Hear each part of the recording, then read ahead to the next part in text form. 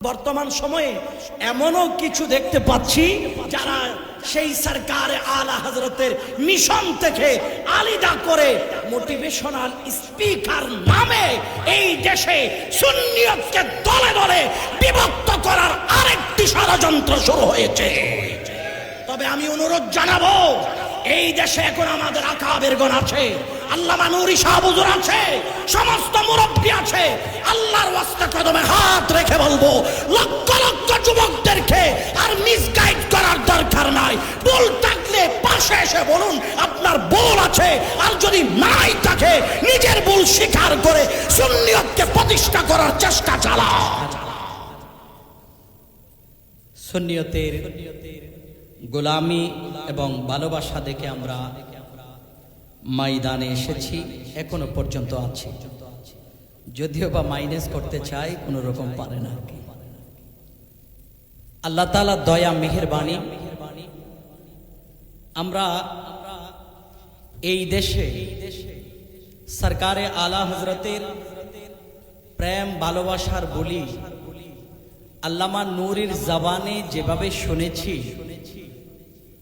যার কারণে আমাদের কাছ থেকে আলা হযরতকে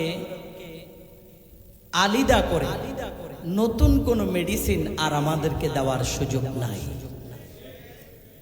কারণ বাংলাদেশের প্রত্যন্ত অঞ্চলে প্রত্যেকটা গ্রামে, আমার মনে হয় না ৬৮,০০০ গ্রামে এমন কোন জায়গা নাই যেখানে আল্লামা নূরীর কদম পড়ে নাই। প্রত্যেকটা জায়গায় গিয়ে তিনি একেবারে নির্দ্বিধায় এই দেশে মাসলাকে আলা হযরতের ঝান্ডাকে যেভাবে উত্তোলন করেছিলেন, বর্তমান সময়ে আমরাও কিছু কিছু দেখতে পাচ্ছি যারা আলিদা মস্তক প্রতিষ্ঠা করার জন্য আলা হযরতের বিরুদ্ধে সকৌশলে আঙ্গুল উঠাইতে চাচ্ছে।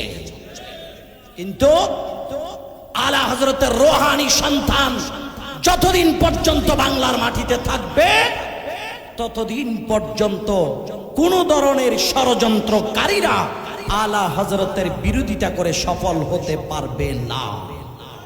কারণ আল্লামা নূরী শাহ হুজুর কেবলা তিনি একা শুধু মাঠে ওনার কণ্ঠ দিয়ে আলা হযরতের সেই আদর্শকে প্রতিষ্ঠা করে নয়, বাংলাদেশের এক একটা অঞ্চলে মাদ্রাসা প্রতিষ্ঠা করে একাডেমিক ভাবে আলা হযরতের রাসূল প্রেম মানুষের অন্তরে জাগ্রত করেছে।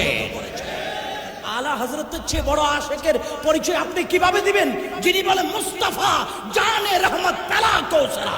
মুস্তাফা মানে হচ্ছে যাচাই বাছাই করা, রহমতের জান মুস্তাফা, আপনাকে লাখো সালাম।